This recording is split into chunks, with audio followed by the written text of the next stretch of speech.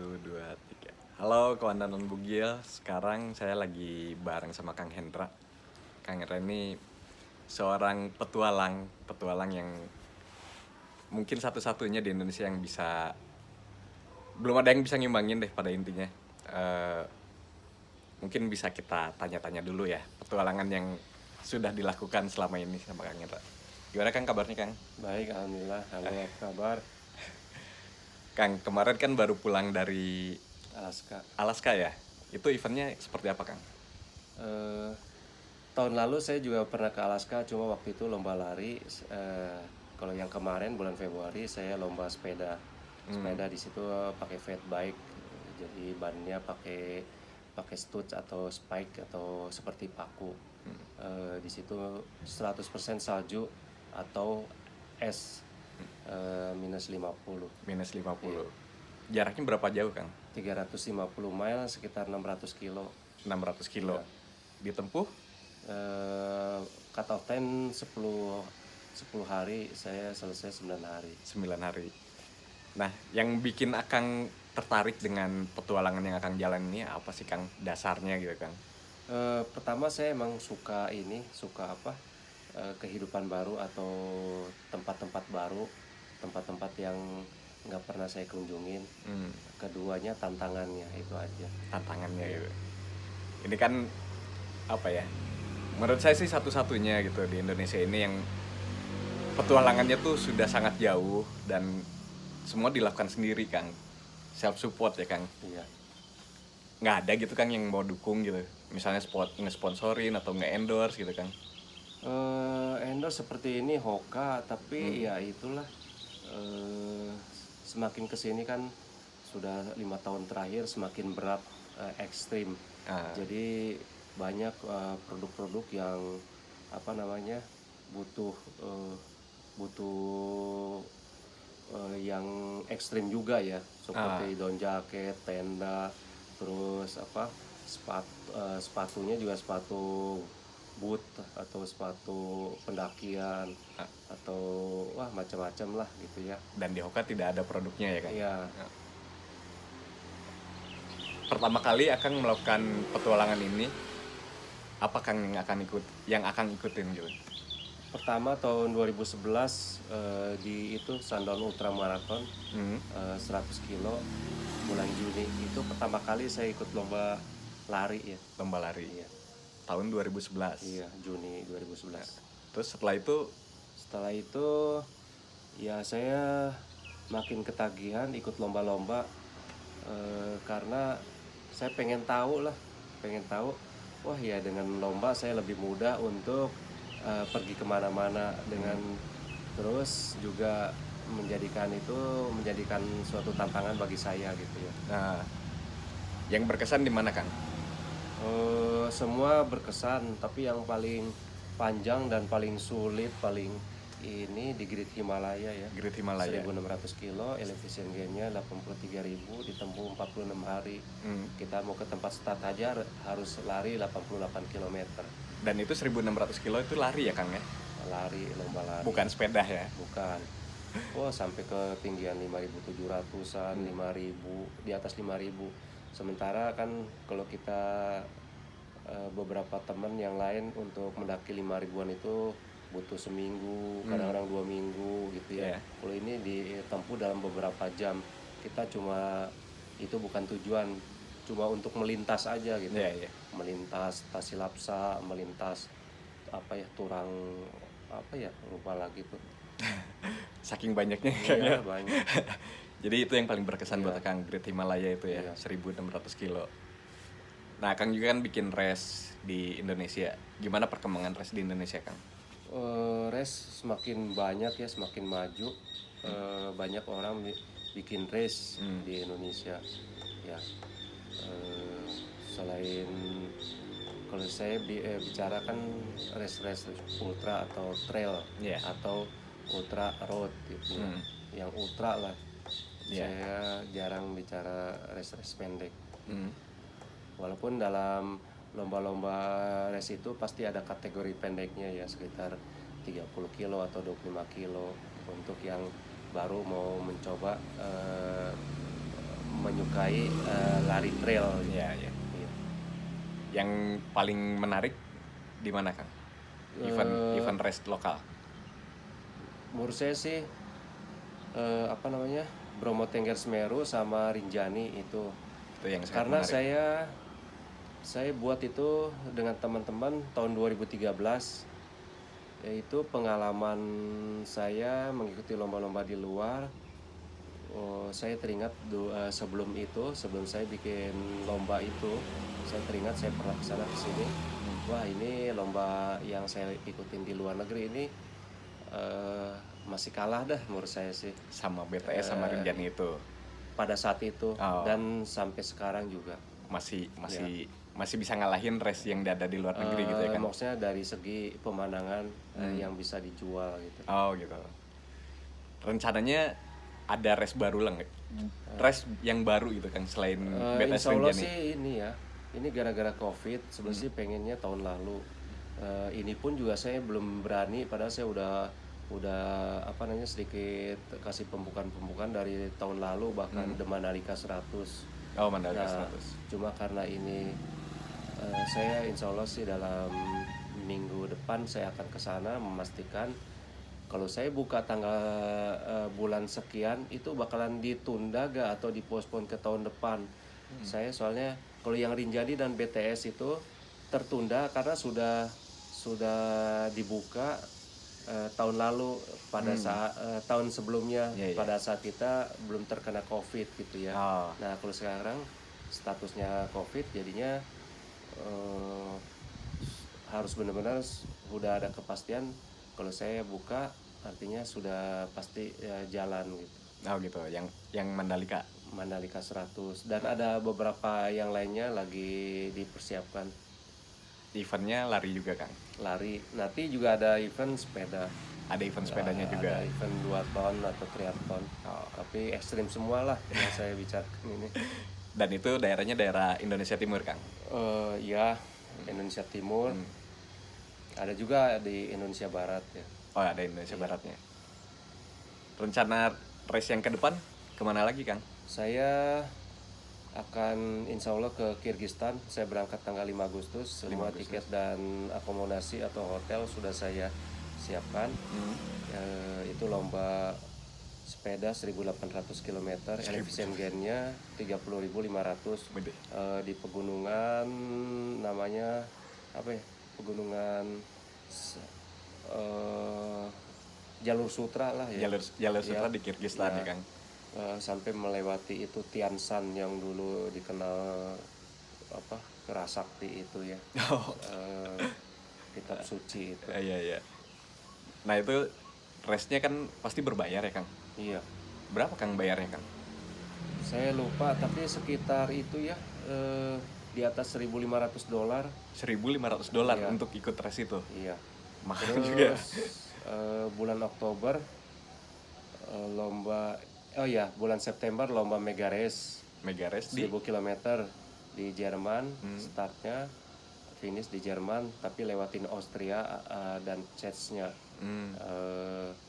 Nah, itu ditempuh dalam waktu 13 hari, artinya kita lari minimal 74 km per hari. Itu lari trail atau lari gunung.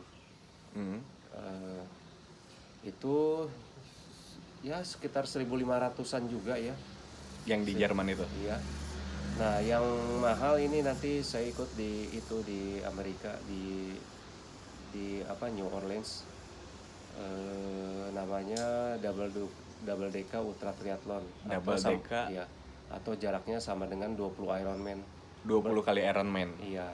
Berenang 76 kilo, sepeda 3.600 kilo, larinya 840 kilo, non-stop 26 hari. Itu biayanya $4.400. Buat pendaftarannya Uang aja. pendaftaran. Belum ongkos tiket, Iya. akomodasi selama di sana mungkin ya Kang? Oh iya, akomodasi wajib tidur deket situ, dan saya udah bayar untuk 30 hari Selama 30 hari buat di di sana. situ ya. Karena kita berlomba itu seperti berenang deket-deket situ, bolak-balik nanti seperti dormitory. Itu dan makan juga itu udah saya Booking di sana. booking, udah termasuk tim support juga saya udah booking 1 orang. Oh. Ya, itu mahal biayanya. 4.400 baru pendaftaran. Eh, Saya lupa lagi bookingnya itu akomodasi $100 per hari. $100 per hari. Iya. Itu buat akomodasinya aja. Iya, akomodasi yang di situ. Ah. Kan sebelum tinggal di situ, saya tinggal dulu di hotel lain. Buat karantina juga mungkin ya kan. Bukan, karena itu apa namanya? Karena itu dibukanya tanggal sekian. Oh, masih jauh hari Iya, gitu ya kan. karena saya kan pengennya nggak ada jet lag, ada persiapan mungkin beli ini beli itu atau apa gitu. Adaptasi dulu gitu ya Ya kan. seminggu sebelumnya. Nah itu belum dibuka dormitory itu. Nah, kalau Akang tuh ya saya penasaran juga sih, Kang. Akang sekali ikut res habis berapa dolar, Kang? Eh, Kalau dirata-ratakan Tergantung gitu. tempatnya teh. Kebetulan lomba yang saya ikutin ini semakin ekstrim dari dulu sih, semakin ekstrimnya ya. Iya. Tapi anggap aja semakin ekstrim. Artinya semakin ekstrim itu semakin mahal biayanya. Iya. Dan biasanya yang namanya kenapa mahal? Karena memang itu daerahnya remote ya. Remote area ya. Iya, remote area. Dalam artian kalau dia di tempat ramai itu artinya bukan ekstrim. Misalkan di Alaska nggak ada siapa-siapa di Taman Nasional -50. Eh, Kalau dengan -50 biarin orang sana juga kan malas itu. Malas keluar. Bukan malas keluar, malas tinggal di situ gitu. Nggak mau orang tinggal seperti kita nggak mau tinggal di apa di mana yang ekstrim di Indonesia. cuaca panas juga ekstrim ya, Kang. Cuaca panas juga. Males juga kalau tinggal di cuaca yang panas banget kan. Iya. Jadi memang biaya itu semua Kang tanggung sendiri, Kang. Sendiri. Susah gitu kan dapat sponsor, Kang. Atau dapat support lah dari negara gitu kan. Enggak. Susah sih, memang ini lomba kan. Nggak umum mungkin. Iya, nggak umum. So, ya sebetulnya menarik ya, Kang, itu buat event-event Akang ini gitu. Soalnya satu-satunya kebanyakan yang saya tahu kebanyakan eventnya tuh Akang ini jadi satu-satunya orang Indonesia bahkan Asia Tenggara yang mengikutinya gitu, Kang. Iya. Bener nggak, Dulu Kang? ada beberapa. Dulu tahun ketika 2013 saya UTMB atau kita masuk ke dunia trail ultra gitu ya. Indonesia termasuk ketinggalan. Secara pribadi saya ingin membuat lomba di Indonesia supaya nggak ketinggalan. Secara pribadi saya harus meningkatkan diri supaya teman-teman di Indonesia juga meningkatkan diri gitu ya. Saya kira-kira teman-teman di Asia Tenggara siapa yang paling banyak lombanya, maksudnya dalam artian lomba-lomba ekstrim mereka gitu ya. Saya ikutin. Bahkan sekarang boleh dikatakan ketika saya masih ibaratnya kesana kemari, mereka sudah banyak yang sudah berhenti gitu ya. Race-nya. Iya. Atau menahan diri, sudah mengurangi race-nya. Di samping itu ditambah lagi saya bukannya datar tapi langsung Meningkat. bukan meningkat, berbeda lagi. Misalnya naik ke sepeda, naik ke ultra triathlon gitu ya. Itu yang ya sebetulnya sih patut disyukuri. Kita sudah memulai di Indonesia baik lombanya membuat race maupun orang yang race di sana. Maksudnya anggap aja saya sudah Jadi wakil ya, Kang. Anggap aja saya sudah bisa bukan menempel jarak lagi, tapi segera itu melepaskan diri ke depan. Bisa mensejarkan dengan dunia lebih luas lagi ya, Kang. Iya, sampai teman-teman Eropa, Amerika juga atau bahkan yang kita bilang orang Jepang atau Cina itu maju atau Korea maju, sampai itu juga sampai nggak percaya juga gitu ya. ada orang Indonesia yang ikut gitu. Mau saya gini, ketika dia seorang atlet profesional di Jepang seperti kemarin di Alaska ngobrol-ngobrol, apa namanya, dia bilang, dia nanya saya, kamu kerjanya apa? Oh kerjaan saya kan saya sering ini ya, sering guyon. Ya kerjaan saya seperti ini, seperti berlari, bertualang, ini pekerjaan saya. Sebelum saya melanjutkan, saya mau ngelanjutin gitu ya, joke saya ini, dia udah memutus. Oh saya juga itu atlet profesional Jepang. Saya atlet profesional cuma saya penghasilan saya mencari nafkah tuh dari sini. Dari lomba-lomba. Iya. Terus tapi saya khususnya lomba-lomba ekstrim kata dia. Oh enggak, saya bilang tadi jokes aja. Maksud saya tadi saya hobinya bekerja gitu. Maksud saya tuh waktu saya terlalu banyak untuk bertualang terus daripada serius di pekerjaan. Tapi melanjutkan itu dia nanya mau kemana lagi, ada rencana. Saya ini nih berturut-turut nih Agustus, September sama Oktober. Agustus ke itu Kirgistan, sepeda 1.800 kilo. Wah dia kaget, sepeda 1.800 kilo. Terus lari 1.000 kilo. Oh kamu lari juga ya? Iya tahun lalu juga saya lari di sini di Alaska, saya bilang. Ya.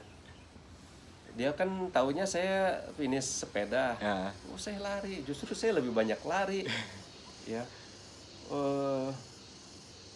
Terus bahkan saya juga ikut triathlon, saya bilang gitu.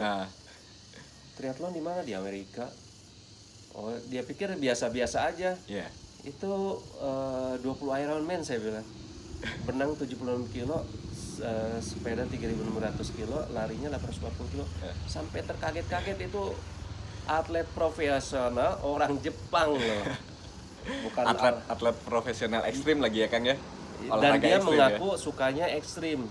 Nah maksud saya bukan untuk membanggakan diri, bahwa apa yang saya pernah kerjakan ini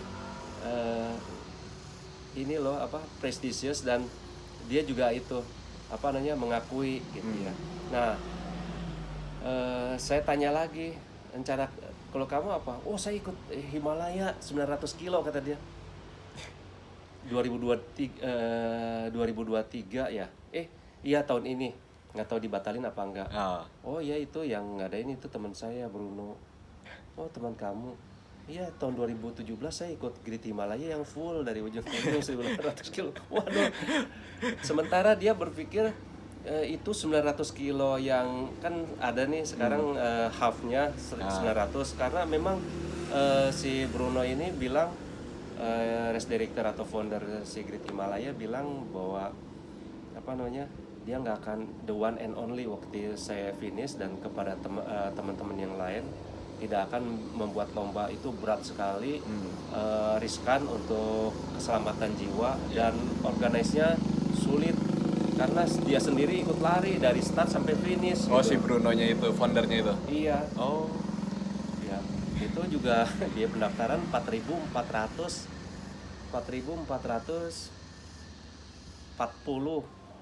euro. Euro, bukan US lagi ya kan? Iya, bukan euro US lebih dollar. mahal, karena itu 46 hari ya.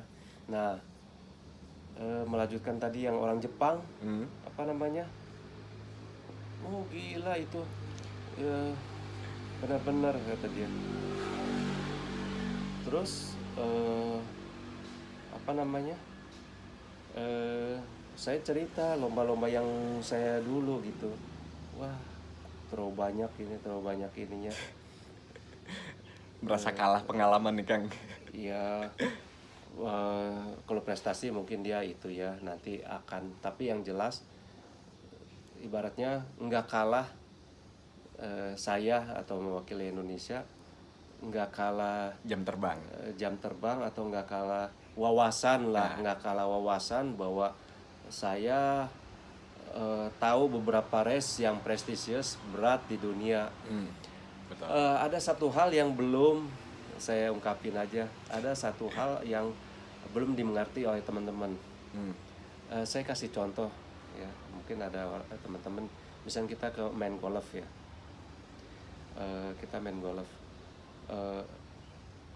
apa namanya, ketika mungkin ya, walaupun saya juga belum main golf, kalau kalau mau nawarin apa-apa kan biasa itu bisnis di golf atau memang sekedar apa olahraga.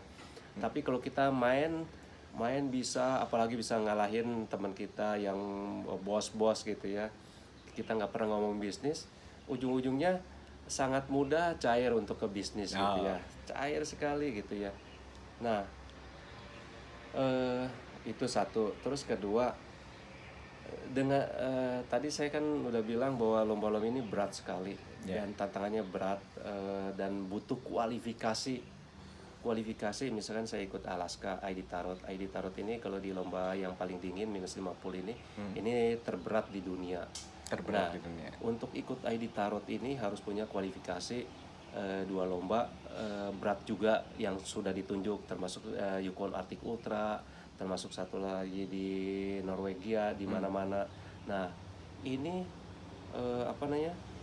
Juga yang dia butuhkan -50 Kualifikasinya. Iya, tapi jaraknya yang hampir seimbang. Ya. Nah, untuk ikut Yukon Arctic Ultra juga butuh kualifikasi yang -50 walaupun jaraknya Lebih minimal pendek 100 gitu ya. mile gitu ya.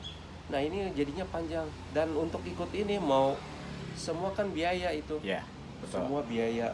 Selain biaya kita Waktu juga ya, Kang. Nah, untuk ikut lomba yang sebelumnya ini yang ID Tarot, Yukon, dari Yukon yang lain yang 100 mile. Nah, yang ikut 100 mile ini pernah lomba apa kayak -20 yang di bawahnya. Terus kita belum punya pengalaman -20. Ikut apa kayak yang 10 pernah gitu. -5 gitu. Jadi panjang gitu. Tahapannya ya, Kang ya. Sebelum kita masuk S1, kamu punya itu gak ijazah SD dulu gak? Iya, SD enggak, punya ijazah SMA gak? Kan nggak mungkin didapat SMA kalau belum melewati SMP. Iya, betul. Belum dapat ijazah SMP, belum melewati SD. Jadi itu prosesnya panjang, seperti itulah tahapannya. Nah, kembali lagi tadi bicara ke situ, karena itu prosesnya seperti itu, artinya sesama dengan sama saya gitu ya, mereka itu sama wawasan atau cara penilaian, mindsetnya sama, bahwa orang yang ikut lomba ini sudah banyak mengeluarkan banyak uang. Walaupun dia bisa diterima di sini pun, selain masalah uang, ini sudah sudah mengakui fisiknya gitu, secara fisiknya. Artinya kan udah pernah finish kan, pernah ikut lomba nggak finish tetap aja nggak itu, nggak bisa tembus. walaupun udah keluar uang, saya udah keluar uang 2 miliar untuk 10 lomba, tapi semuanya nggak finish gitu ya, tetap aja nggak boleh ikut lomba yang butuh kualifikasi itu. Nah, dari sini artinya mereka sudah saya walaupun bahasa Inggrisnya kurang ya, tapi ada suatu penghormatan gitu, suatu penghormatan. Ini jangan main-main sama ini, biarin walaupun apa namanya penampakannya culun atau apa gitu, ini dari saya ini punya uang loh, punya kekuatan fisik, punya uang dalam hati dia gitu. Jadi saya juga berlakukan teman-teman yang berlomba nih sama kepada mereka. Ya, Kang? Ini walaupun dia kadang-kadang pakai celana pendek yang kotor bau gitu, ini mereka daftar aja udah pakai berapa ratus juta gitu ya. Betul, Kang. Udah pokoknya ini mah emang kebiasaan dia aja, penampakannya dia gitu, tapi dia punya uang aja. Jadi penghormatan itu bukan sekedar seorang juara aja. Kita sebagai partisipan juga akan punya kebanggaan lain, dihormati oleh mereka, karena mereka tahu untuk ikut lomba ini butuh uang, butuh kualifikasi dan butuh uang, mengeluarkan banyak biaya ya, Kang ya, yang tidak sedikit biayanya. Apalagi ketika mereka tahu saya banyak lomba gitu ya, jadi ya kecipratan juga sebetulnya sih negara Indonesia ya, bukan saya secara pribadi, ini dari Indonesia. Apalagi kalau dilihat dari secara fisik berbeda sendiri ya, berbeda sendiri kan, kebanyakan bule, ini orang pokoknya kalau saya pakai topi aja udah langsung dikenal Hendra ya. Ya gitu. Nah itu kan ya, saya tahunya Akang dalam setahun tuh pasti nggak, di Indonesia hanya beberapa waktu aja Kang, kebanyakannya di luar untuk ikut race gitu, benar nggak Kang? Kecuali Iya, 2020 aja iya. nih Memang akan banyak di karena Indonesia. race-nya lama-lama dan jauh. Yang nanti Kirgistan lombanya 15 hari. Walaupun saya punya target. Nanti yang Jerman lombanya 13 hari. Yang di Amerika lombanya 26 hari. Lombanya aja. Iya. Kadang-kadang kan kita datang seminggu sebelumnya atau 3 hari setelahnya. Jadi kurang lebih tambah 8 sampai 10 hari dari lomba itu. Ya makanya wah udah dari mana lagi nih ya Kang gitu kan. Nah itu kan banyak race panjang ya Kang di luar sana. Nah kalau di Indonesia kayaknya belum ada ya Kang, Nah, race justru panjang itu seperti itu. saya pengen bikin lomba. Ada sih Trans Sumbawa 32 320 kilo 320 kilo. ya. Yang dulu saya 64 jam, naik 72 jam oleh Kompas, kemudian turun lagi jadi 64 jam. Ada race saya pernah bikin GP 300 kilo itu 6 hari.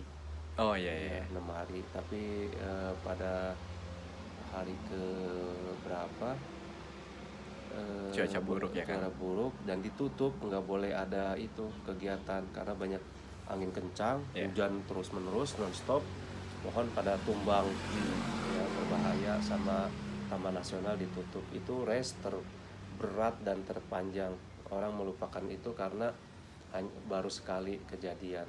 Oh belum ada kelanjutannya lagi Iya, ya yang 300 GP itu. Mau dibikin lagi nggak Kang? Insya Allah. Tapi saya akan insya Allah akan bikin lomba yang keras sekali, keras sekali. Kalau saya bikin keras itu bukan segmentasi tetap akan terbuka untuk Indonesia, tapi segmentasi saya orang luar. Penggiat luar ya Kang, Iya, seperti internasional saya gitu. bikin ultra trail gitu ya. Nah, seperti itu dalam artian maksudnya bukan saya sengaja memanggil mereka, tapi alangkah sayangnya kan sekarang saya banyak ikut lomba-lomba sepeda. Alangkah sayangnya kalau saya kenal mereka, saya tidak mengundang mereka. Belum lagi nanti di Asia Tenggara nih, Asia Tenggara mereka orang-orang asing sih ikut lomba itu selalu lihat itu background pembuatnya ya. Pernah berlomba di mana, pernah finish di mana, iya. itu penting ya. Bukan sekedar manajemennya bagus gitu ya. Profil penyelenggaranya dilihat juga ya Kang ya. Iya. Oh. Apa Kang rencananya Kang? Seperti apa konsepnya Kang yang race panjang yang berhari-hari itu? Kan kalau gini, kalau lari itu ultra trail itu untuk kelas SMA yang saya bikin jog itu 100 mile. 100 mile atau UTMB ya. 100 mile. Nah, kalau saya sih ini apa namanya? Membandingkan kalau dalam sepeda itu 3 atau 4 kalinya.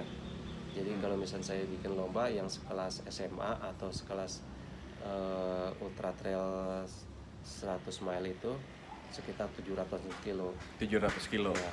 Terus nanti ada tingkatan yang lebih tinggi lagi yang saya bandingkan dengan 330 kilo, atau saya bikin jogs itu S1 di lari seperti Tour de Giant 330 kilo. Artinya kalau kita kali 4 ya kurang lebih 1200 kilo.